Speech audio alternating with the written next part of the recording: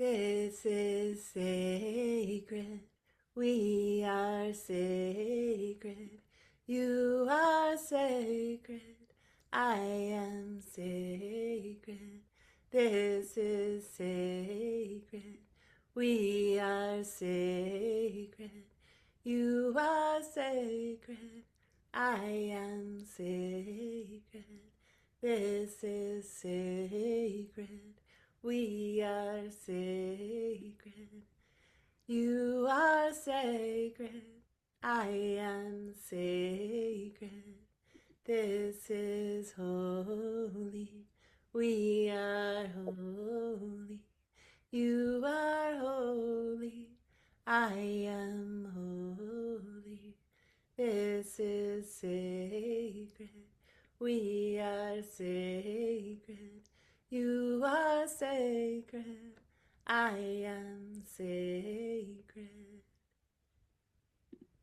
Welcome to the Center for Multi-Religious Studies 6th Annual Lecture, in which we have the great blessing to receive teachings from Dr. Liza Rankow on soul medicine for a fractured world, healing, justice, and the path of wholeness.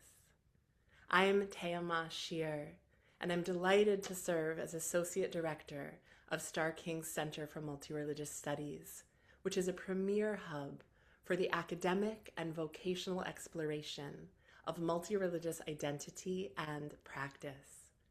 At the Center for Multi-Religious Studies, we offer courses in a diverse array of religious and spiritual traditions, certificates in multi-religious studies and in psychedelic justice and companioning, and multi-religious chaplaincy training. We curate the Tapestry, an online repository of multi-religious articles, media, and curricula, and educational materials. We sponsor sessions within Starr King's annual symposium and other public programs, and we convene the House of Dates, an ongoing event series in partnership with Muslim and Jewish voices from diverse backgrounds and histories.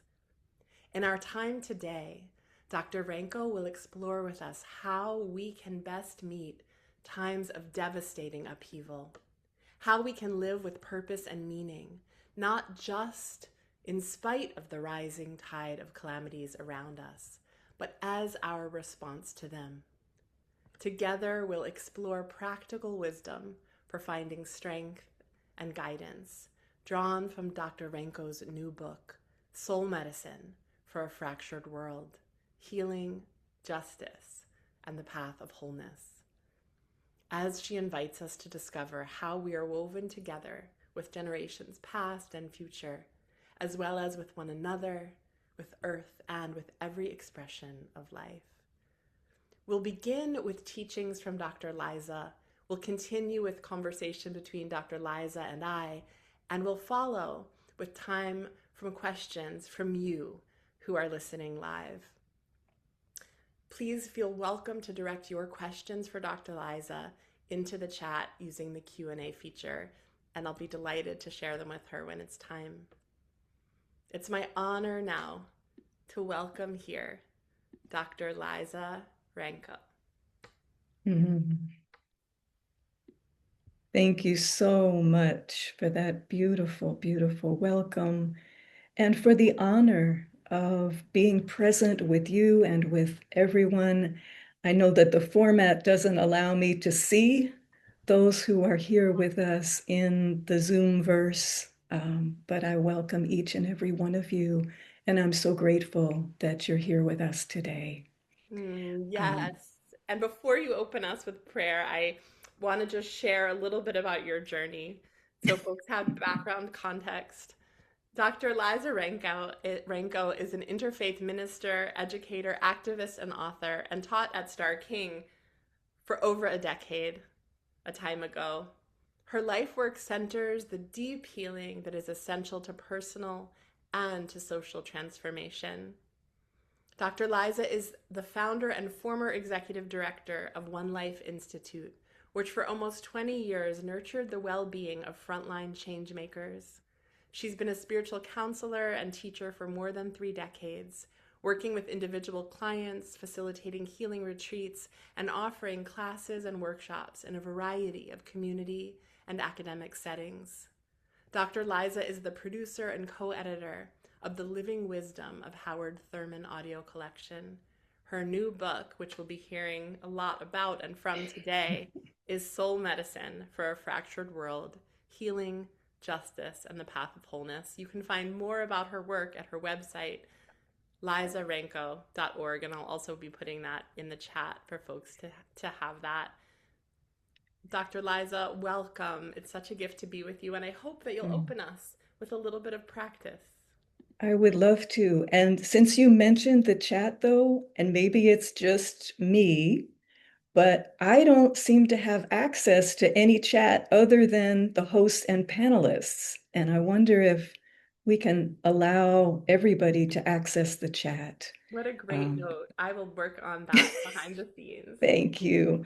And as long as I'm doing tech notes for people like me who don't always follow how Zoom changes things, the Q&A, which we would love for your questions to be in there so we can find them, is under the More on the bottom of the screen. Took me a minute to find it. So now let us gather ourselves together. And I invite you, if you're comfortable, allowing your eyes to close. And if not, just allow your gaze to soften with a downward glance as we let go of distractions and turn within.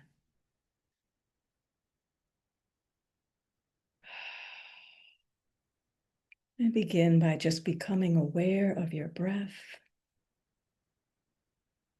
its gentle flow in and out.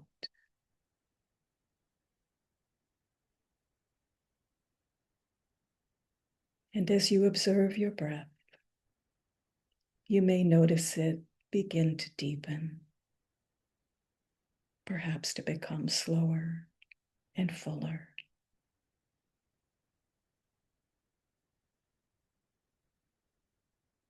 As we let go of whatever our day has held until now, and whatever may yet lie before us. Allowing ourselves to become fully present together in this moment, across time zones and space.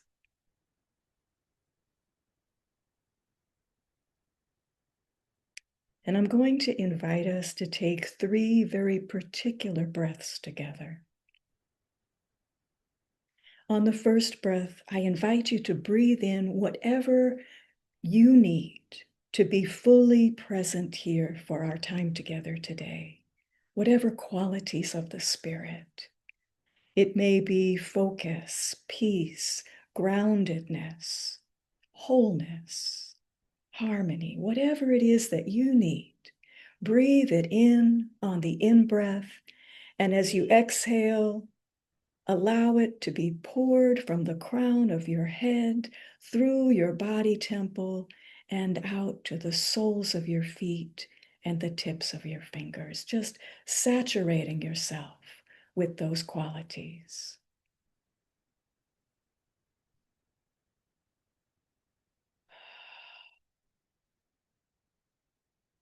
And we're going to take a second breath now, breathing in whatever qualities you want to bless this gathering with.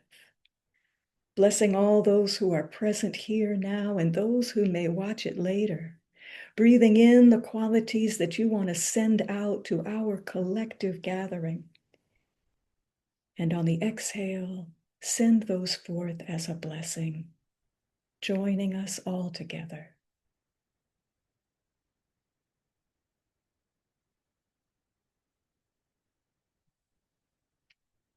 And for our third breath now, breathing in whatever you want to bless the world with.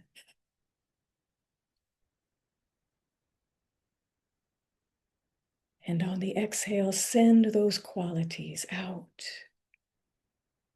to the world.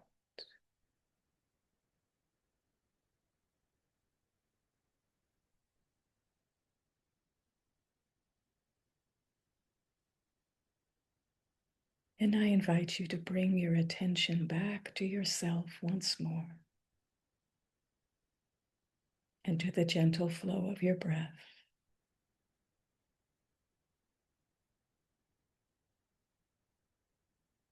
And from this place, I speak a simple word of blessing for our time together today,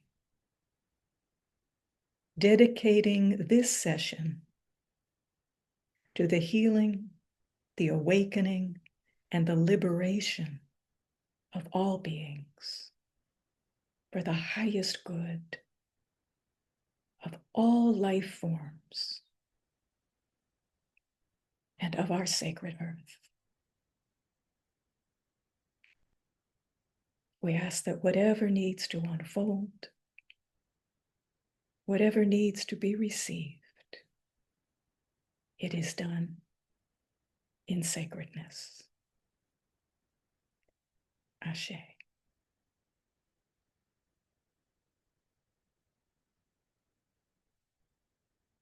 May it be so.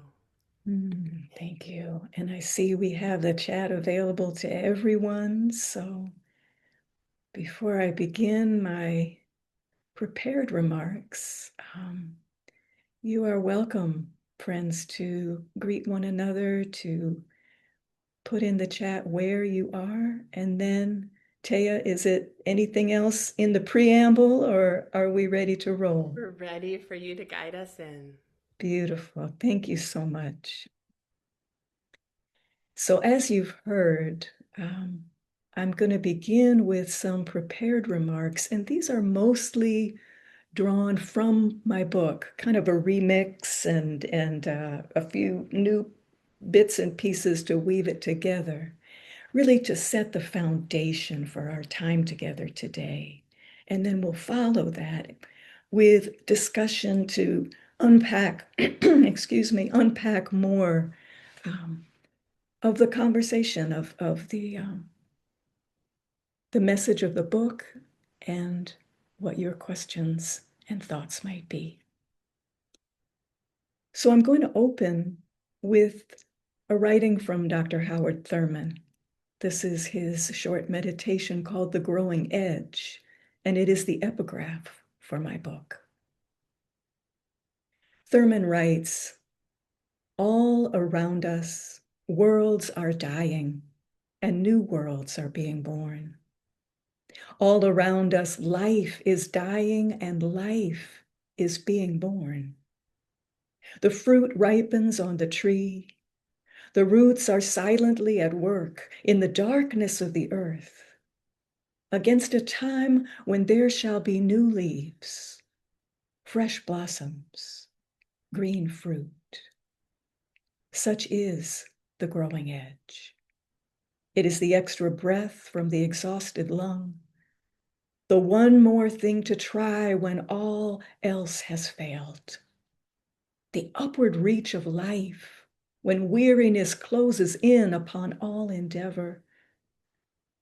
This is the basis of hope in moments of despair.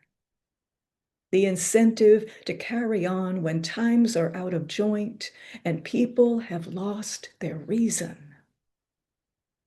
The source of confidence when worlds crash and dreams whiten into ash. Look well to the growing edge. We stand at a threshold. The structures of a world built on domination and division are crumbling, but still fighting to hold on. Each day brings news of worsening ecological, political, and social collapse. It can be hard not to feel overwhelmed by the magnitude of the pain and injustice, to want to disconnect, to ease the intensity of it all, to numb ourselves in the many ways we do. The answer, however, is not to disconnect, but to connect more deeply, to find strength in something more powerful than the chaos, our belonging to one another and to a sacred wholeness that expresses throughout all of life. We can engage the transformative potentials within the upheaval as a passage into another way of being. We can live with purpose and meaning, not just in spite of the rising tide of calamities around us, but as our response to them. When old worlds are dying, new ones can be born. That is the real opportunity available to us in these times. So, friends, I'll tell you that the original title of my book was Soul Medicine for Apocalyptic Times. But 1,000 years ago, in early 2023, when I was first pitching it to editors and agents, they felt that to say apocalyptic was hyperbole, or that in another election cycle, it might seem outdated. Well, I wish they had been right. However, now in 2026, the term apocalyptic is being increasingly used to describe the times we inhabit. But what does it really mean? When most of us hear the word apocalypse, we think of catastrophe, cataclysm, and the fiery end of existence. However, the archetype of apocalypse includes not only destruction, but revelation and the opportunity for radical rebirth. These times are a portal, calling us to discover the deeper self that lies within each of us and the possibilities for our collective evolution. Traced back to the Greek root, apocalypse means to uncover, to reveal what was hidden. Another layer of its definition, especially biblically, is a disclosure of knowledge. Shortly after the 2016 US presidential election, author and activist Adrienne Marie Brown wrote, "Things are not getting worse, they are getting uncovered. We must hold each other tight and continue to pull back the veil." As the veil continues to be lifted and more is revealed, the magnitude of intersecting perils becomes clear. But they are not new. Disinformation campaigns, criminalization of the poor, the immigrant, and the other, aggressive militarism, the unethical seizure of political power, sexual violence, genocide. They are as old as empire, rooted in a consciousness of domination and toxic dualism.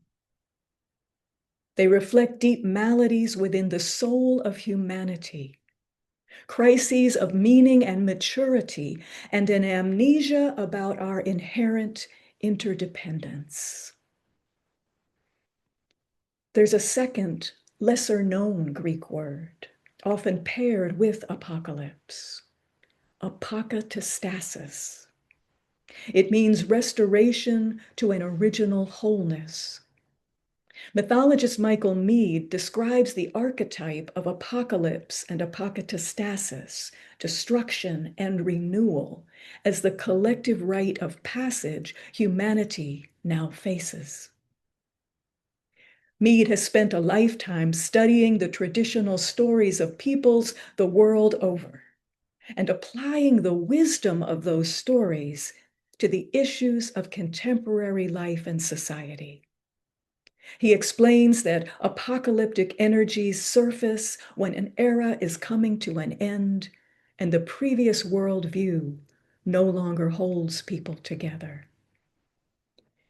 The purpose of this archetype is the progression from collapse to rebirth, inspiring an awakening of the soul that can help usher in the new era seeking to arise.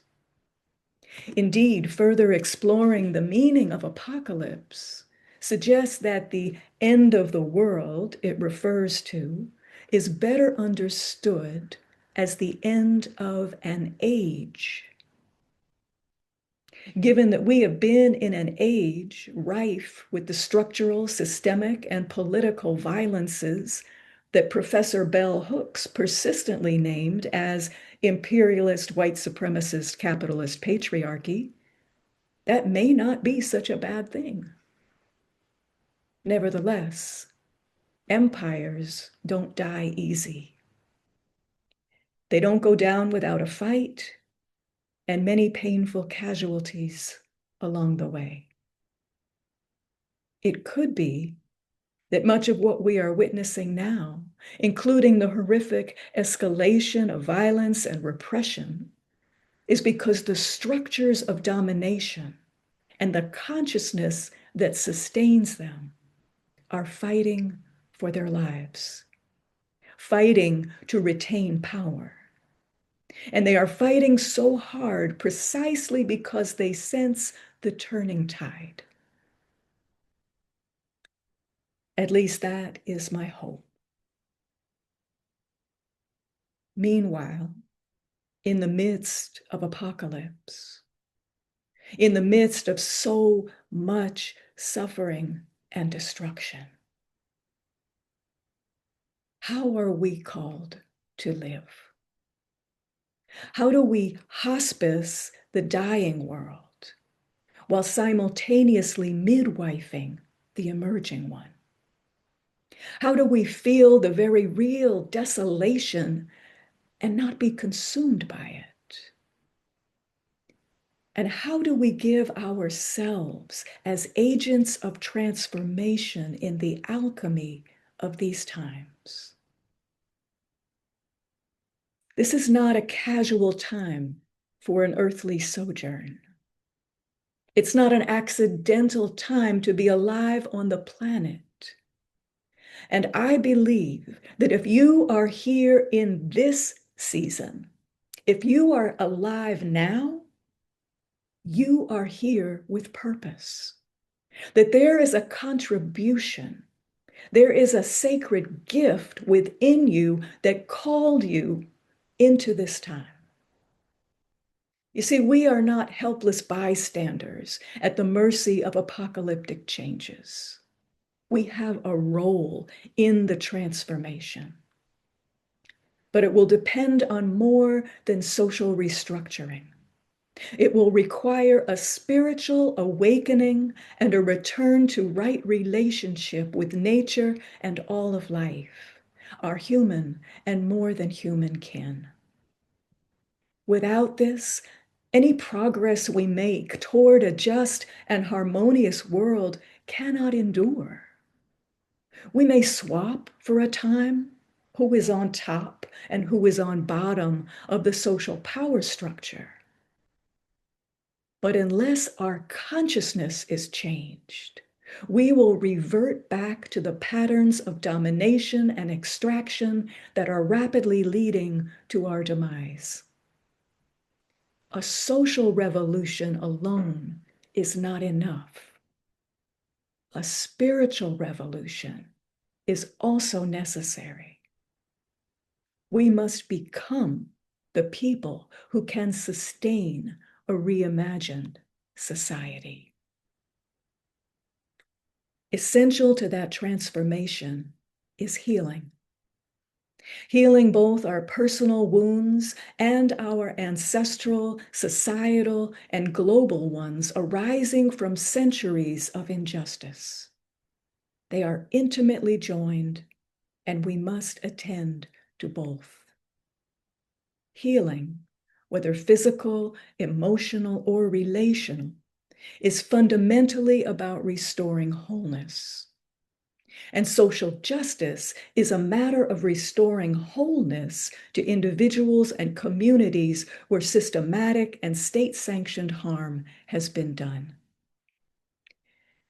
Healing is an ongoing, embodied practice, a process, not a destination. There are many ways to approach this, of course, but I see it as profoundly spiritual work, animated by a wisdom and a power greater than our finite human selves. Too often, healing and spirituality are seen as separate from issues of justice. That fracture is part of the underlying cause of the challenges we face.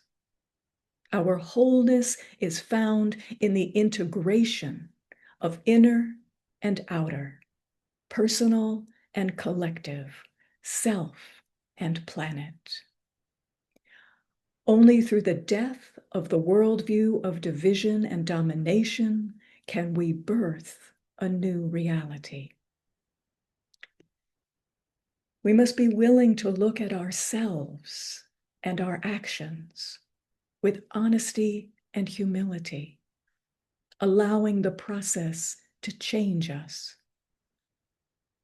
We will feel our grief and our rage for the tremendous losses, extinctions, harms experienced and caused. We will grieve our places of complicity with those harms, whether they were intentional or not. Grief can bring us into our hearts, which is precisely where we need to be to create a world rooted in real care and reverence for the sacred in its myriad expressions. We don't do this work of healing and awakening just for ourselves, but for our communities, ancestors, and descendants as an act of care.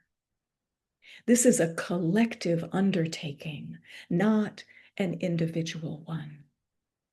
We are woven together with generations past and future, as well as with one another and every expression of existence.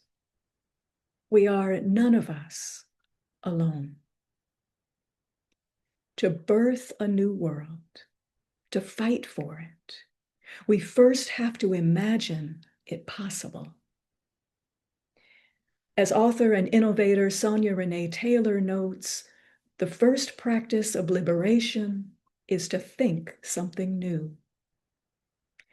We can envision a different way of being together in and with the world, not just focusing on what we fear or detest or resist, as mainstream media conditions us to do, but on the world we would love to see generations in the future.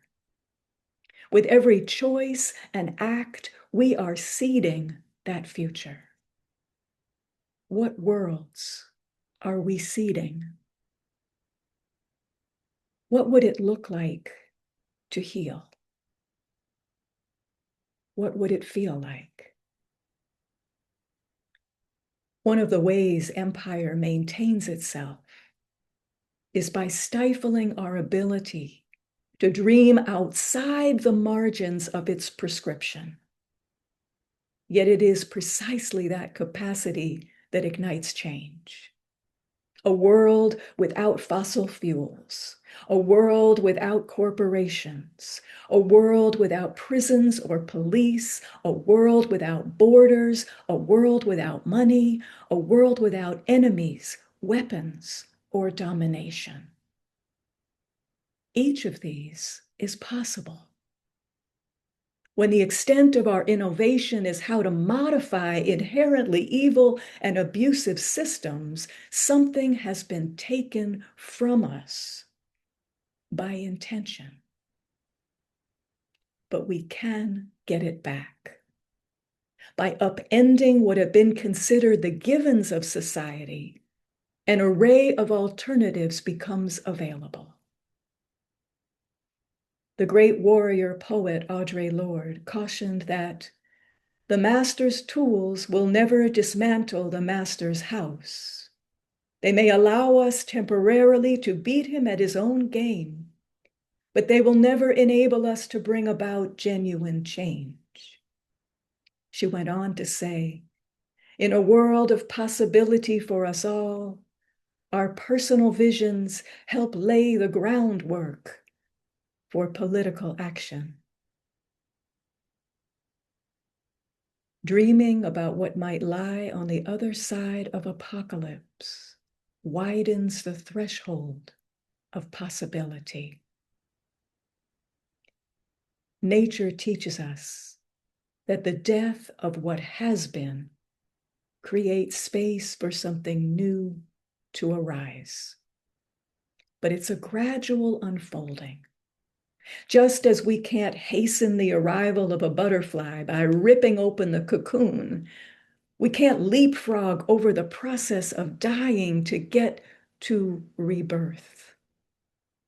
We must learn to inhabit the arduous in-between, the liminal space between what has been and what is not yet become. Now, when I say inhabit, I don't simply mean endure. Rather, how do we live fully into what this moment demands and the opportunities it offers, knowing it might be a moment that lasts years or even generations? Who do we want to be as we meet these times? Who do you want to be? What qualities do you want to embody, to impart? What seeds will you cultivate to foster the world we long for and nurture future generations? And what harvest of wisdom from generations past can help guide us in our season? One of the challenges of these times is to hold the both and of it all, right? The destruction and the emerging possibility, the horrors and the beauty, the despair and the hope. At any given moment, all of it is present. As Dr. Thurman said, all around us, worlds are dying and new worlds are being born at the same time, right? One does not deny the other. We have to remain present with ourselves, with one another, and with the divine. This includes being present to both the current and historical magnitude of trauma and injustice, and to a vision of the healing and beauty that is possible. It's a truism that worldviews create worlds. They inform how we relate to everything around us, include influencing our social structures and systems, relationships, economies, governance, and values. The social and ecological crises we now face arise from a hyper-polarized worldview of dualism, dividing all of life into contrasting binaries that are opposed to one another. Absolutes of us and them, good and bad, winner and loser, villain and hero, and so forth. In this belief system, people see themselves as separate from each other and from the natural world. This is the dominant perspective operating in modernity. But it's not the only perspective available to us. The worldview of oneness is rooted in reverent relationship, honoring the interdependence and sacredness of all life. This worldview, held by mystics and indigenous peoples throughout the ages, has profound applications for how we relate with one another and the earth. For many years here at Starr King, I taught a class on mysticism and social change from a multi-faith perspective. In my book, I draw on some of that material, unpacking in greater depth what I mean by mysticism and how it is relevant to the project of social transformation. The term mysticism is so variably understood and so often misunderstood. It can be defined most simply as a direct experience of ultimate reality. Or I would say more devotionally, a direct experience of the divine within all of life. And through that encounter, a felt sense of the oneness of all that is. But please understand that oneness is not sameness, just as unity is not uniformity. Rather, the infinite diversity of existence emerges from an infinitely inclusive wholeness. Instead of trying to dissect who is or is not a mystic, or whether a particular occurrence qualifies as mystical, I find it more helpful to talk about a mystic worldview or mystic ethos based on a belief in the oneness and sacredness of all that is. Accepting this worldview does not require someone to have had a personal, transcendent encounter. Indeed, there's a wide spectrum of mystic experience, from self-dissolution with a complete loss of awareness of time and surroundings, to simply smelling a flower and having an expanded, heart-opening connection with the flower, with life, with spirit. Communion with the divine in the world of nature is a common experience that many people have had, often in childhood, and not regarded as quote unquote mystical. But to be clear, oneness is not just a sweet emotional feel-good that bypasses the demands of social justice and spiritual maturity. The mystic ethos carries a rigorous ethical mandate. If all life is one, then there is no other, no them separate from some constructed exclusive us. There is no race or class or nation, no river or blade of grass that is not part of the sacred and ultimately not part of self. Within this paradigm, any act of violence, oppression, or exploitation is perpetrated against the whole. The motivation to work for justice and transformation, then, is based not only on conscience or altruism, but on a compelling love and reverence for the divine. The mystic worldview recontextualizes our sense of belonging. We recognize the universe as home and all its expressions our kin. This consciousness of oneness has the potential to shift not only how we conceive our location in the cosmos, but how we behave toward everything and everyone. Such a relationship can engender a feeling of empowerment and of responsibility to the whole. Tapping into the mystic frequency, we connect with a huge energy of alliance. Our elders, the trees, the mountains, the birds, the mycelium, the whales, and the earth herself all operate from the remembrance of oneness. This is the majority consciousness on the planet. As far as I can tell, it's only humans who have lost our way, and not even all of us. When I see it like this, it no longer feels like quite such an impossible task to turn the tide. We are in league with all of life. This awareness is what helps me to breathe in these times.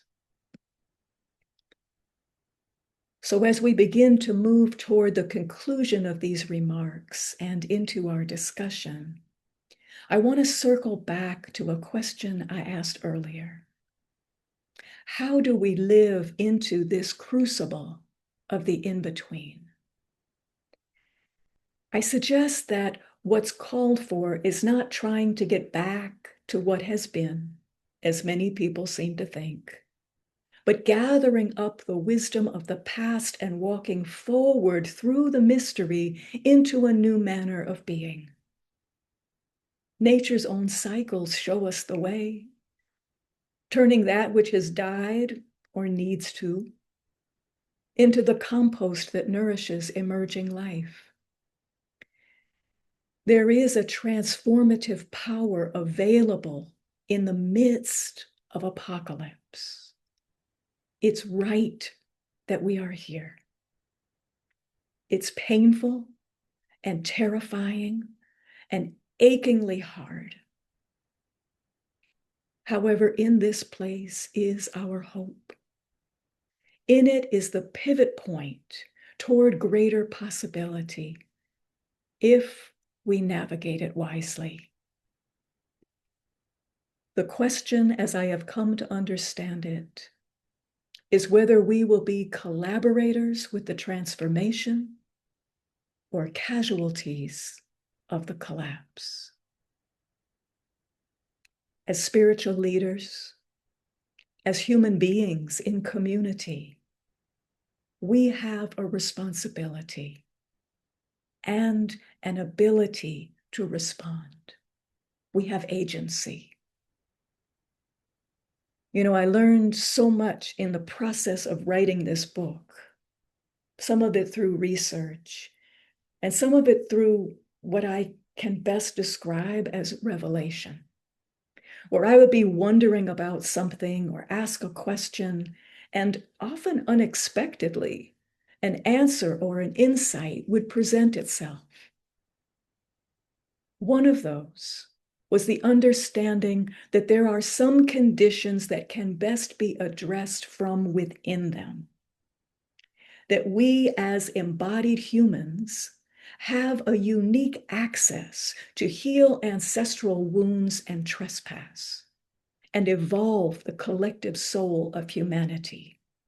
We as earthlings currently embodied on the planet can be part of shifting what happens on the planet at this pivotal juncture. Now, I'm not suggesting some heroic humans save the earth kind of hubris, right? But that as members of an earth community, as part of the embodied wholeness of life on the planet at this transitional moment, how we show up matters. So each of us can consider what would enable us to bring our best selves to meet these times. What or who is that best self? Who are you called to be? How are you called to grow beyond what is comfortable or familiar? What is the medicine in your soul? Thank you.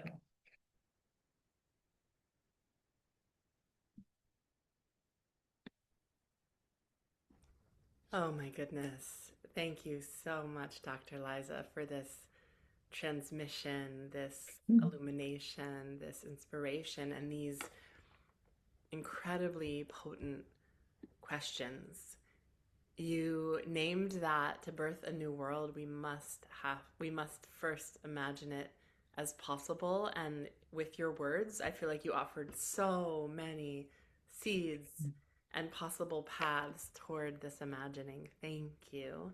I have 1,000 questions for you. We'll get to a few of them now. And I also am really delighted to invite folks who are tuning in live to offer questions in the Q&A. And after a few of my initial questions, we'll be turning to the questions from you as they arise. My first question for you, Dr. Liza, is what do you mean by purpose, and how might we consider living into our soul's purpose more deeply at this time? Mhm, mhm. Um, Purpose is actually a really central piece of the book. And, so often we're acculturated to think of purpose as, excuse me, as our job or, even our vocation, right? And sometimes purpose as a task or a goal. But when I'm talking about purpose, I'm talking about the purpose of our soul, something deeper than all of that. Ideally, all those things would be aligned with our deeper soul purpose. But those things more belong to the ego rather than to that deepest urging, that imprint, within us that we came to the planet at this time to embody. And I want to offer that purpose begins with who we be more than what we do. And that discernment, for me, it's been a course over decades, right? It's a layering of deepening understanding, of revelation, of connecting the dots for things that didn't seem connected, that, all of a sudden it all integrates. And it's all like, why didn't I see that before? In the book, I offer several different practices to help discern one's purpose. Um, One of the simplest and one of my favorites, being a fan of Dr. Howard Thurman, as anybody that knows me knows, is one offered by Doc. And there were 3 questions that he was famous for asking people, sometimes really messed them up because they were sure they were doing this, and he would lay these questions on them. And the first is, who are you? And then he would pause. He was famous for his pauses. He would pause and then he would say, who are you really? Really? And you can imagine that in Dr. Thurman's baritone and gravitas. And you would go think about that one for a long time. And then the second question, growing out of that who-ness, is what do you want? And he would say it like, what do you want? Like, not just what would you like to have, but what is the urging within your bones that must be fulfilled? And sometimes instead of what do you want, he would say, what are you for? Which I hear 2 ways, right? What are you in favor of? And what is the purpose, the usefulness, right, of you? And then the last question is, how will you get it? How will you go about living into what you discerned in those first 2 questions? Um, so I will allow those to just sit with folks. And I encourage you to tarry with those questions, to live in, not to hasten to an answer, right? We're this dominant culture, we're so quick to try to come up with an answer and then move on to the next thing. And this is really about living with a question, walking with a question, sleeping with a question, inhabiting a question, and waiting for the answer to emerge rather than trying to figure it out. The other piece I want to say, because people from across the age spectrum express to me their confusion about their purpose. That it's not like until we know consciously what the thing is or who we is, that we're off course, that there's a wisdom within us, that we are walking and living our purpose, whether consciously aware of, how we might describe that or not. The discernment allows us to align more closely with it, right? But my hunch is that once you discern and then you look back at the path you've taken, you'll see how it all makes sense. That there's a way that nothing is wasted in spirit. Sometimes a thing is to show us what not to do, right? But that's not wasted either if we capture the learning from it. But be encouraged. Don't let it be a stressful, burdensome seeking, like, an angsty, I've got to figure it out. Trust the wisdom within you is ordering your steps. And that as you invite a deeper awareness about it, then it can become a compass, on the way forward. So. I'm so moved by this. And when you say trust the wisdom within you is ordering your steps, I'm curious, what helps you trust that wisdom within, and what might help us trust our wisdom within? Mm. The shortest, most honest answer, Taya, is practice.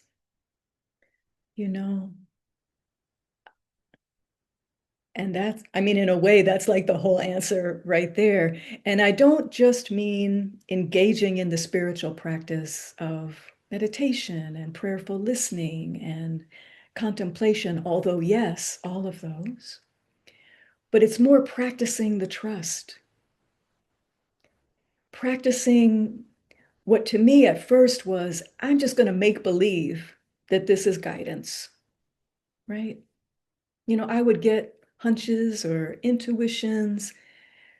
And sometimes, I think we all do, and sometimes we listen and sometimes we don't. And sometimes they're even like below the level of our conscious awareness. But if we look for them, listen for them, intuit for them, they're there. And for me, at first, it was so subtle that I wanted to just disregard, oh, I'm making that up. Right? That's not guidance. I'm making that up. And then at some point I said, well, what if it is? What if it is an inner wisdom? Let me try that on. And so I started almost courting that inner wisdom, on small things, on large things, but developing the relationship so that over time it becomes a familiar ally, comrade, guide. For some people, it's personified as their ancestors or spirit guides, if that's, where angels, whatever speaks to the truth of your being, if it's coming in love, right? Because sometimes, the inner critic can masquerade as inner guidance. Don't fall for that. So if it's a voice that in any way is belittling you or shaming you or, anything that's making you smaller or hurt, that to me, that's not spirit. That's not guidance. That's inner critic. That's your third grade teacher. That's your, mean parent, like whatever. But that if, I don't know, I apologize for keep having to clear my throat, especially for those who are listening with earbuds. But if it is a word of insight, if it's inviting you to bring your best self forward, follow that and see and stay listening, right? It's not like the walkie-talkie, you get the message and then over and out and off you go. It's more like the is it the GPS that like recalibrates all the time as the conditions around you shift? You have to stay tuned. You have to stay listening. And the more that we practice that, the more we trust it, and the more organic it becomes. I so appreciate your wisdom on this and the framework of as the GPS recalibrates, perhaps our inner wisdom also is recalibrating. And I just am often wrestling with, playing with the audacity that it takes to listen to the inner wisdom. For me, it's practice and it's courage and it's a kind of a dance of all of that. And I just am so moved by what you share here. You know, my first response when you said that is, I don't know, I think it takes more audacity not to listen, right? Because then you're off on your own doing I love it. what your ego logic mind thinks, or what your cultural conditioning thinks, or what the dominant society thinks, instead of like the humility of listening for something wiser. The humility of listening for something wiser. Thank you for this. As you're speaking, I'm calling to mind an excerpt of Soul Medicine, an excerpt from your book, which is in the Center for Multi-Religious Studies online journal, The Tapestry. You write about the parable of the caterpillar. I'm wondering if you'll share with us a bit about what that means. Mm. Yeah, it's actually one of one of my favorite because it's such an apt teaching for the times that we're in, right? I, I don't know about other folks, but I grew up kind of thinking that caterpillar's chugging along, doing its thing, and then it enters into this sweet, cozy cocoon, and then it emerges. Voila, a butterfly, fully formed, and isn't it amazing? In fact, the reality of it is very different. First of all, the caterpillar is an eating machine. It consumes huge, huge volumes, kind of like certain societies that we know about in this current era. And then it kind of eats itself into a coma, and it weaves its cocoon, or whatever, it crystallizes its skin, and then inside the cocoon it completely dissolves. It catabolizes itself. The same digestive enzymes that were doing all that chomping through your garden, now it digests itself from within.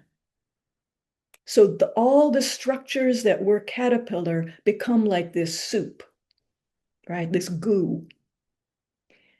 Within that goo are what scientists have named imaginal cells.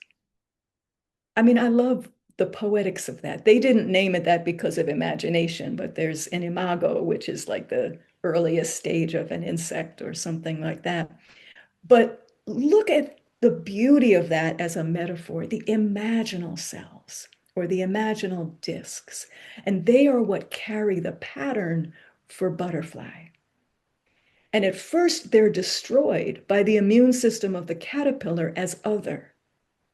Again, sound like a cultural reality that we may know something about. But as more of them come together, as there are more and multiply and bond together, they shift the architecture.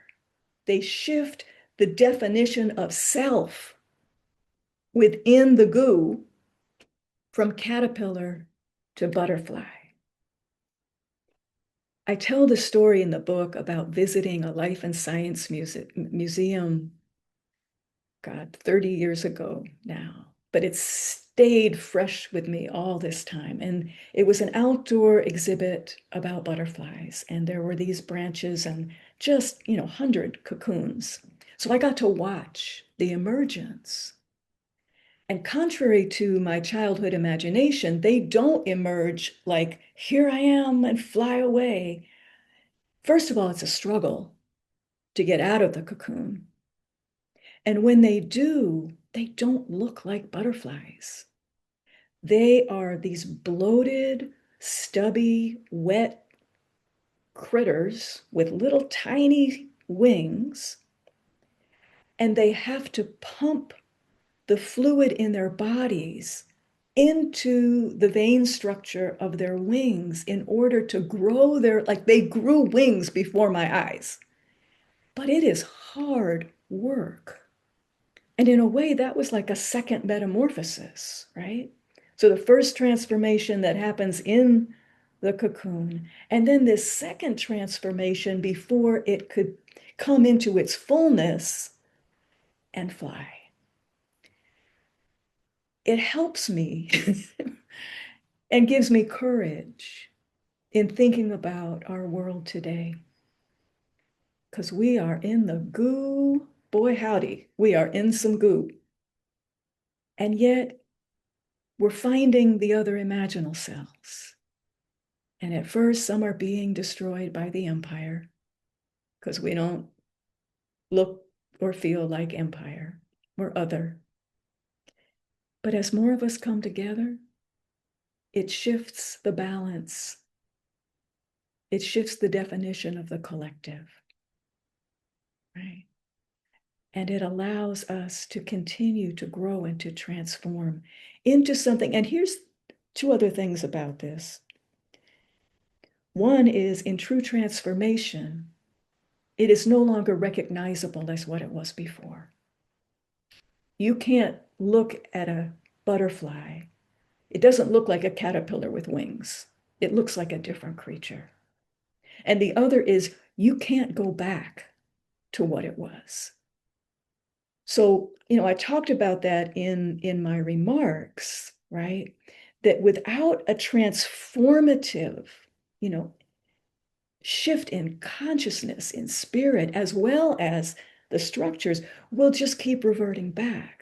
But with that, if we become, right, the people who can inhabit, can dream, can create, co-imagine a different way of being together in relationship, then we won't revert back.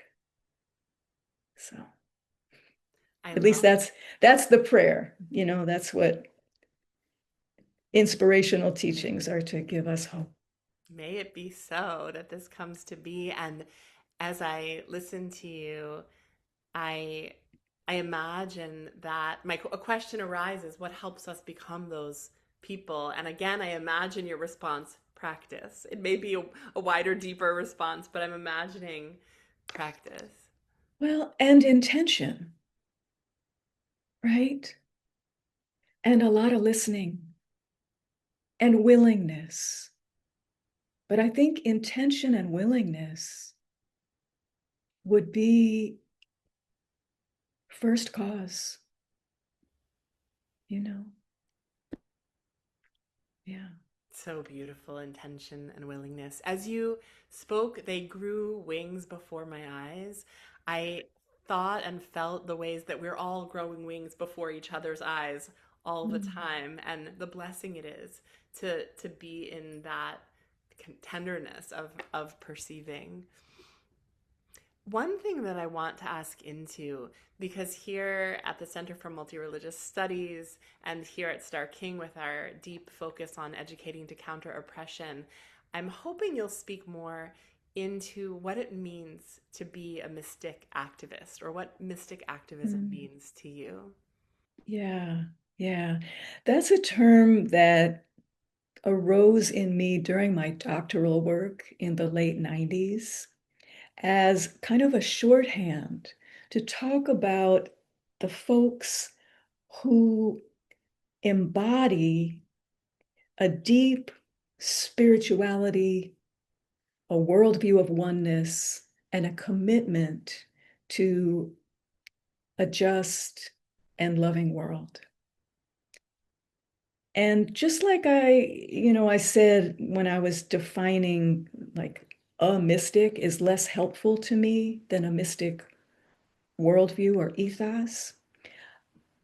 I'm not so hung up on is this person a mystic activist? Is this, because most of the folks that I invite into that description probably would not self-identify as mystic. So in a sense, it's a shorthand.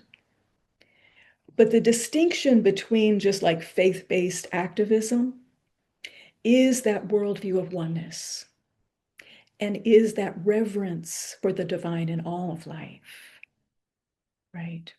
So I I get excited. I get I get my inner scholar gets really happy and turned on and juiced in seeking out folks from different faith traditions and life ways, different cultures, different geographic regions, different moments in history, different movement commitments, who somehow embody and give life to this intersection, right? It's like, them's my peeps. And a lot of my own life, and I talk about this a little bit in the book, I inhabited the fracture that our society tells us that you're either spiritual or you're working for social justice, but the two don't go together. And I suffered the ravages of that, as many of us do. But here were people who embodied the both and of that. And I wanted to study them. Like, how does this show up? Like, what is this core piece? How does it look in all these different ways, in different contexts? And then ultimately, how does it look in this context? And when I taught at Starr King, a class in mysticism and social change, um, that was one of the invitations for the students is, what does it look like in your life? How do you go deeper in your own spiritual life? And then allow that to nourish, to guide, to inspire, to inform your work in the world, whatever that work may be. How do those two things interbe, right? Yeah. Thank you for this. You write about the distinction between soul care and self care, and I'm wondering if you'll speak a little bit about that with us here. Yeah. Yeah. And this is a distinction that emerged out of the work with One Life Institute. Um, and I'm not good at tracking the chat at the same time as I'm talking, but it's possible that there are some One Life people who may be either listening in real time or listening later. This was our community organization based in Oakland that operated for almost 20 years, um, at that intersection of spirituality, healing, and social justice. And so much of what we were trying to do was to support people on the front lines of serving the community, either as activists or as caregivers, but those folks who were at risk of burnout, who were exposed to trauma. And the term self-care just didn't go deep enough, right? Some people use self-care to mean what I'm referring to by soul care, but it's become almost commodified in the dominant culture, and it's certainly become capitalized in a capitalist culture to become, the getting a mani-pedi or binge watching Netflix and eating your comfort food. And, no disrespect, we need all of that stuff. Like, those are good stress reduction, relaxation activities for many of us. But to do the work that we're called to do in these times, we need something deeper. We need practices that help connect us with that which can nourish the deepest parts of our soul. And I would say connect us with that which is larger than ourselves, with the wholeness. For some people, that may be your ancestors or cultural heritage. For some, it may be nature. For some, it may be the collective, the collective of comrades, larger than self. For many of us, it's the divine, by whatever name we may call it. But what are the practices that keep that channel open, that keep us in that ever renewing flow with something larger than ourselves? And we had an exercise in our Sustaining the Soul of Activism workshop that talked about soul care as the practices that allow you to meet whatever life brings, whatever challenges life brings, with blank and blank. And then what goes in those blanks are the two qualities that you on your best day, like what you most hope and yearn and aspire to be, right? For me, it's love and wisdom. And our qualities may change from time to time, right? But what are the practices, in my case then, that allow me to meet whatever may be going on in the world, whatever may be going on in my life, with love and wisdom? Those are the practices I need to attend to on a regular basis. And we can, if we had a whole other seminar, we could talk about what those are. Maybe we'll do a workshop through Starr King with that, but in the interest of time. You're muted, sweetie. I love that possibility, and I'm so moved by what you're naming. I'm wondering if you'll share how we meet empire with love. Oh, there's the $64,000 question. Dig deep. I mean, that's where the rooting in the larger life of the sacred is absolutely essential. And be inspired by the examples around us, right? For instance, when ICE invaded Minneapolis with such empire violence, the people of Minneapolis didn't weapon up and go, head to head with the same energy of the assault. They made a different choice, in part out of their previous organizing, right? When George Floyd was murdered, and the other work that's gone on in building that community response. But folks showed up with love. They said, oh, no, you can't come like that in our community. You can't snatch up our neighbors. We don't care how big your guns are, how important you think your king is. We're not doing that here. They took care of one another with love. Another example, the water protectors at Standing Rock, right? That was out of love to protect Mama Earth, to protect the sacred waters from a place of prayerfulness.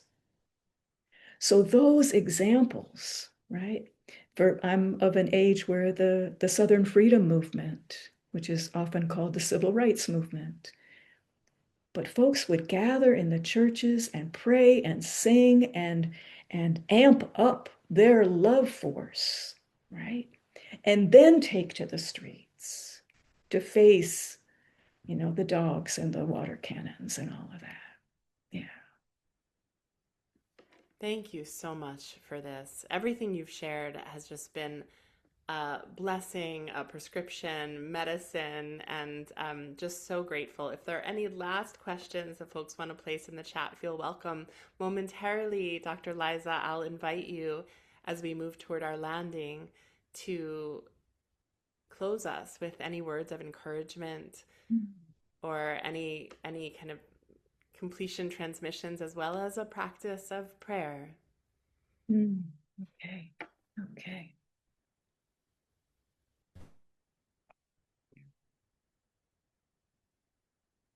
Hmm. Are we waiting or shall I proceed, my I dear? think we're ready. I think we've had amazing questions so far, and really delighted Yeah, to hear what you want us to steep in as we move forward. yeah. And I was thinking about this last night, about what I wanted to offer to people as we close. First, I want to say thank you to Starr King and the Center for Multi-Religious Studies. And thank you to the folks that are here on the Zoom and those who will be watching later. Um, I so appreciate the gifts that each of us are bringing in these times. And that's, a segue to what I wanted to offer. That as I said, that this is a pivotal time to be alive on the planet. And that I really believe that if you are here now, it's not by accident, that you are here with purpose, that each of us has a unique and precious contribution to these times.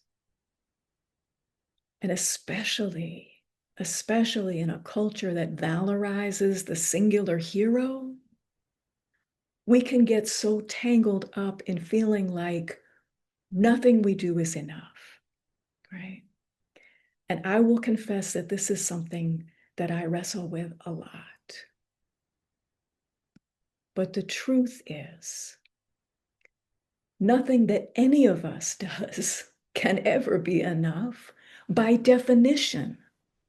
And I think by design, right? It's all our many, many, many, many contributions, seen and unseen, large and small, working together that tips the balance, right? Everything else in nature operates as synergy. Why would we be an exception?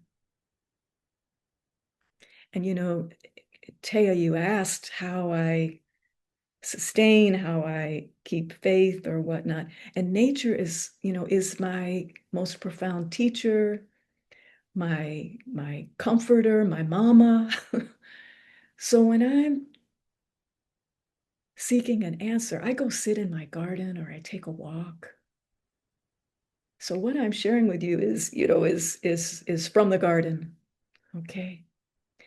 And I want to encourage us to let go of trying to measure the value of your life or your contributions by any outward criteria, that's a trap, that we don't realize how pivotal the smallest acts can be and the ripples of impact that we make, even with those things that might seem insignificant, that we may never know about the lives that we've touched.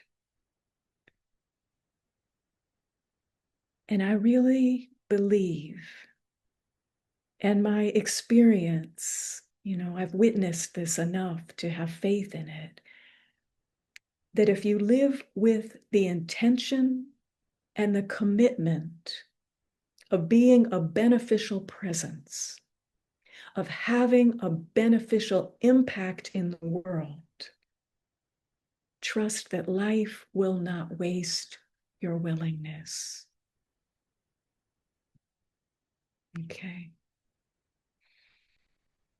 So let's turn within to close us out with prayer. Once more, turning to the breath and opening through the doorway of the breath to the larger source of life itself. As we feel our edges begin to blur, as we move toward our oneness with the divine by whatever name you may call it or know it,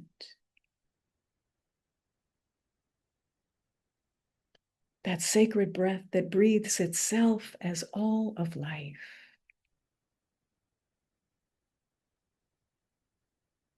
And it is from this place that I give thanks for our gathering together today, that I bless and give thanks for everyone who is receiving this word at any time, in any way. I give thanks for the soul's purpose that called each one into being on the planet at this pivotal moment. And I bless their purpose. Whether they ever have clear, conscious awareness about what it is or not, that purpose will order our steps, will guide our way individually and collectively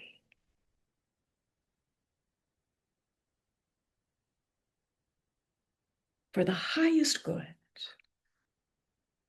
for the healing, the transformation, the awakening, and the liberation of all life kind, and for the awakening and the spiritual maturity of the soul of humanity.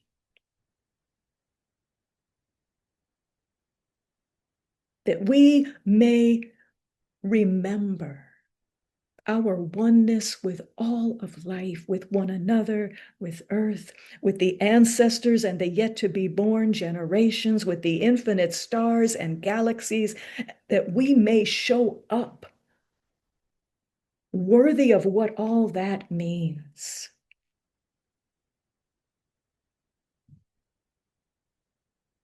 In the full power, humility, and love.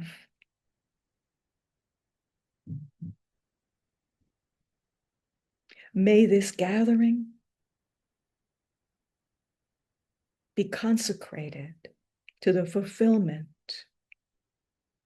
of sacred purpose and the highest good of all being. In gratitude for this and so much more, I release this word to its perfect unfoldment and divine fulfillment, allowing spirit to have full sway here, now, and always. We let it be. And so it is. Amen and Ashe. And so it is. May it be so. Amen.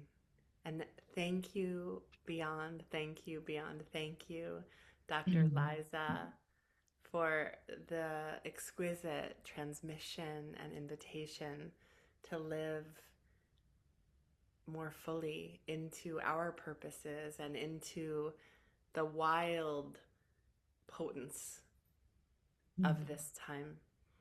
It's just a true gift to be here with you for this sixth annual Center for Multi-Religious Studies, sixth annual lecture here at Starr King School for the Ministry. Thank you for your prayer, for your presence, for your sacred work in the world. I encourage all who are tuning in to get yourself a copy of Soul Medicine. It's an exquisite book. Here, Yes, you can do. such a good one. I really encourage you to continue deepening in Dr. Liza's work in that way, and I encourage you to join us for future programming at the Center for Multi-Religious Studies and here at Starr King School for the Ministry. Thank you for your devotion of attention and presence here. And thank you to Dr. Sam Porfarzana, our center's director, for helping to dream this into being, and Yes.